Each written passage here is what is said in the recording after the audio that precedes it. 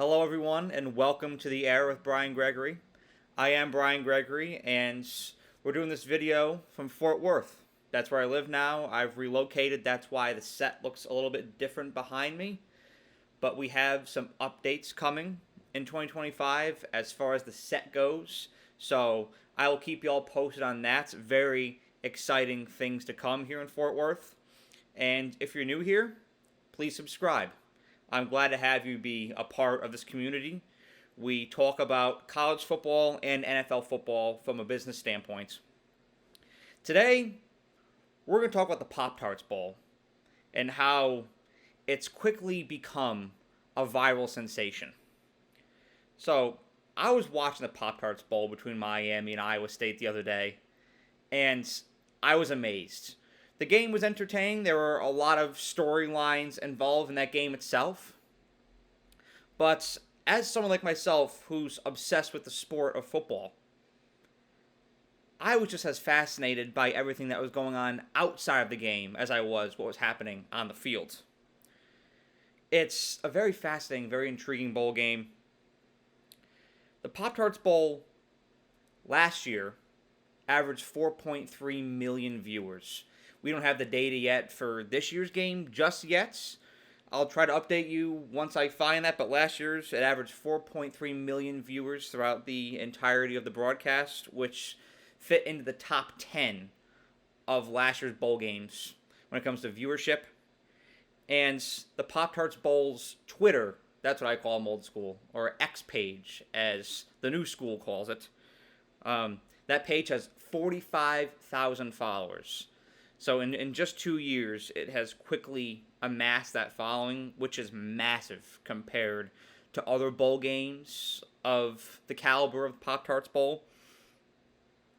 And I just can't help but marvel at how this bowl game, which can be viewed by the college football community as essentially an exhibition, it's evolved into a viral sensation. And so I just want to dissect how it's become that, what the pathway was to becoming a sensation.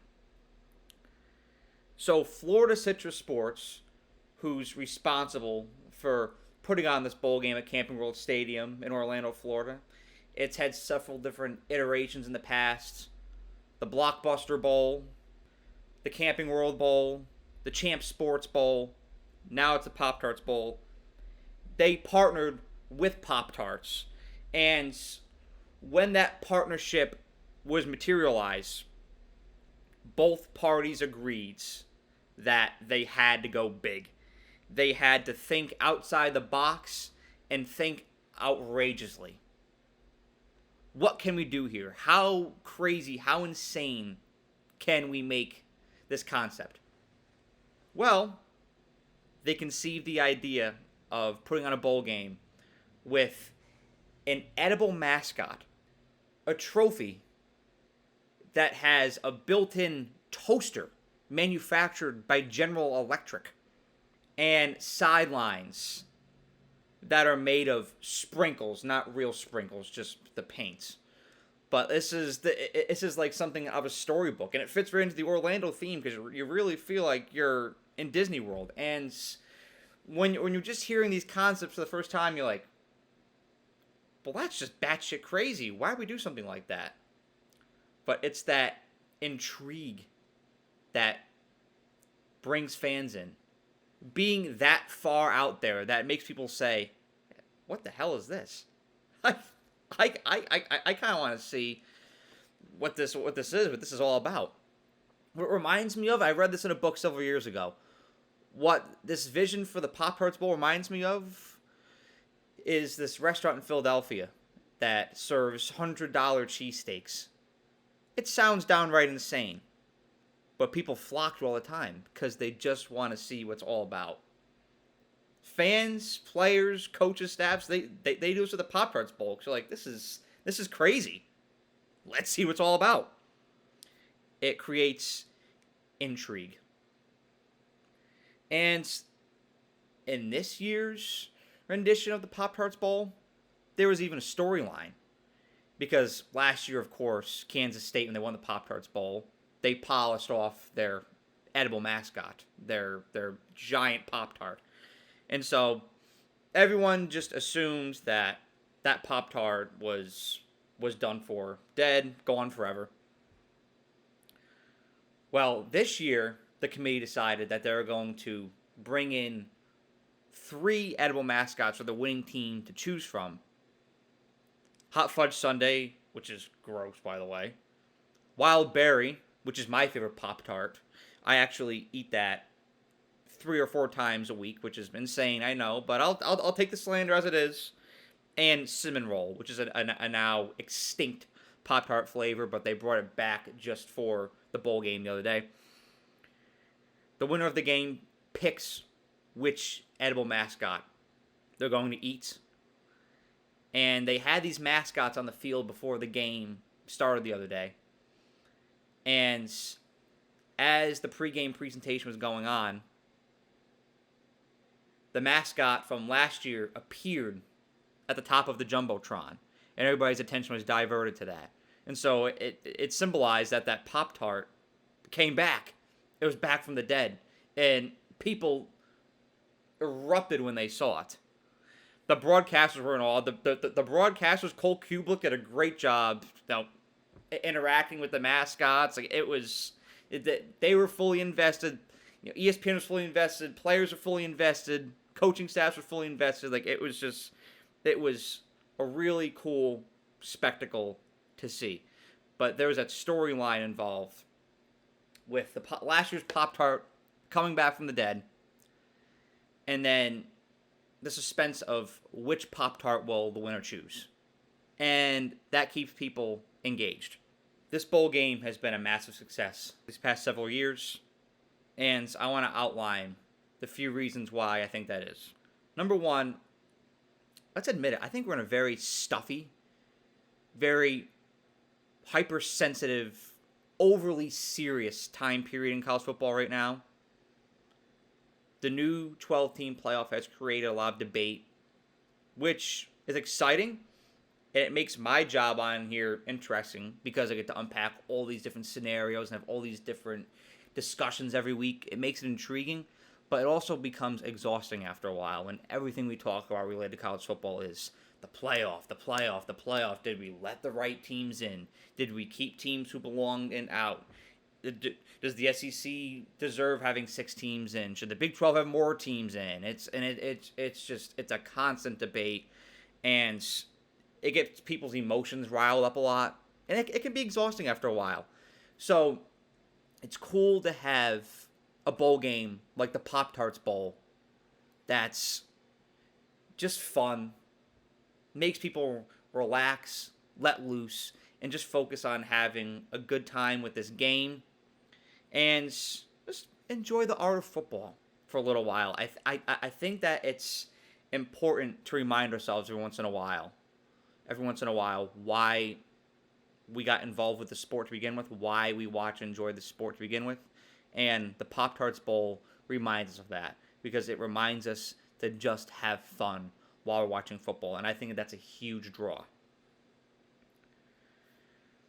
The Pop-Tarts Bowl committee, they really embrace social media. This whole time, leading up to the bowl game, they were building up the hype, building up the suspense behind it, the storyline of the Pop-Tarts, the concept of the edible Pop-Tarts, the trophy with the built-in toaster. They're promoting this whole time leading up to the bowl game. And it gets people interested. It gets people engaged. And just like anything in business these days, if you embrace social media and you capture people's attention that way, there's a greater chance that your business is going to flourish than not. Pop-Tarts Bowl keeps fans engaged from start to finish. And I think that that's important too. Because it's one thing if you get people to tune in for a little while, but if they just tune right back out from your game, then what's the purpose? Having the winning team's decision of what Pop-Tart they're going to eat at the end of the game, that keeps people locked in, wanting to know. What are they going to choose? And it's this ancillary external storyline from the game itself that keeps people roped in. And conversely, they're watching the game at the same time. They're watching the game simultaneously, too. So it gets eyes on the game. People who typically wouldn't be watching the game in the first place just because they're interested in the sensation of the Pop-Tarts Bowl.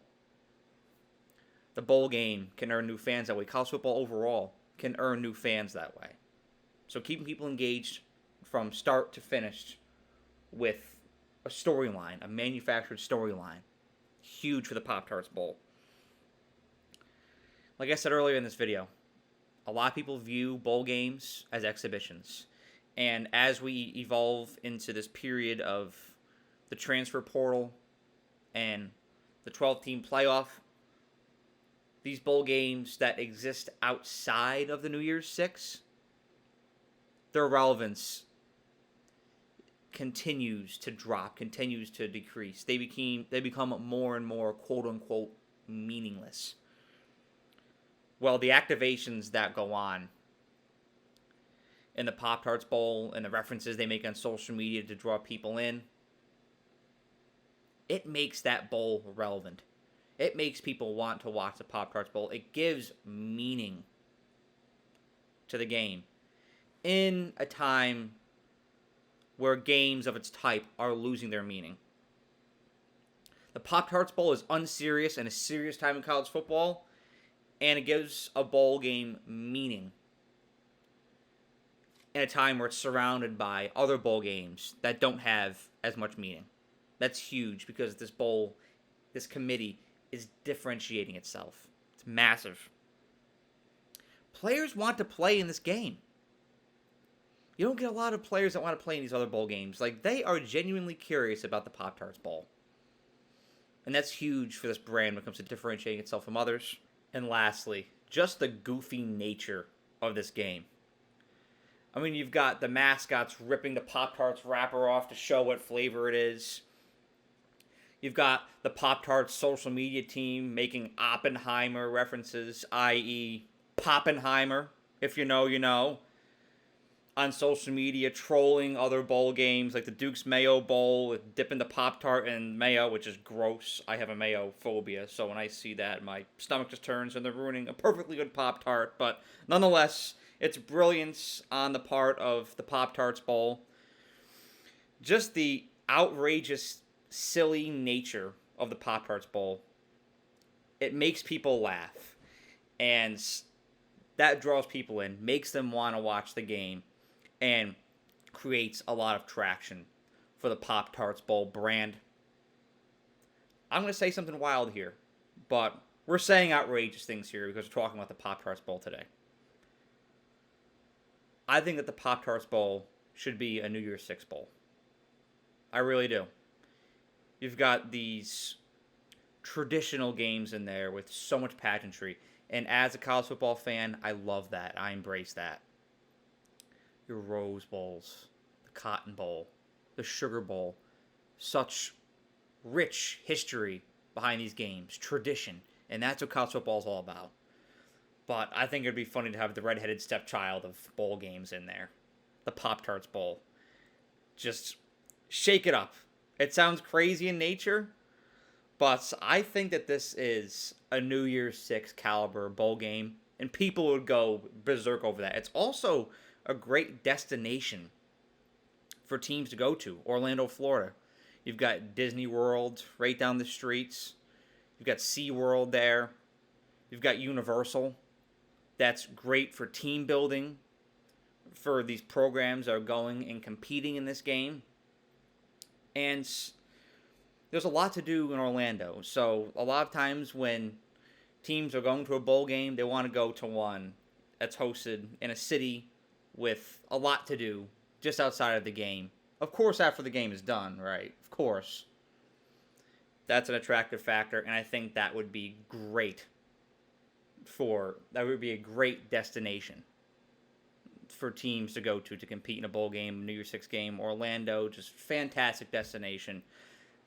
I think that the College Football Playoff Committee should really consider making the Pop-Tarts Bowl a New Year's Six. It's got it all. It's got the intrigue. It's got the location, and people will go crazy over it. It would be fantastic for branding, for marketing. So CFP, think about that nugget, please. The Pop-Tarts Bowl, through innovation, through thinking outside the box, being just outrageous in your thinking and your aspirations, but being crazy enough to make it come true, and then harnessing social media to propel your brand. That's been the recipe for success with the Pop-Tarts Bowl, and I can't wait to see where this bowl game goes from here and the impact it's going to have on college football in these years to come. Have a great day.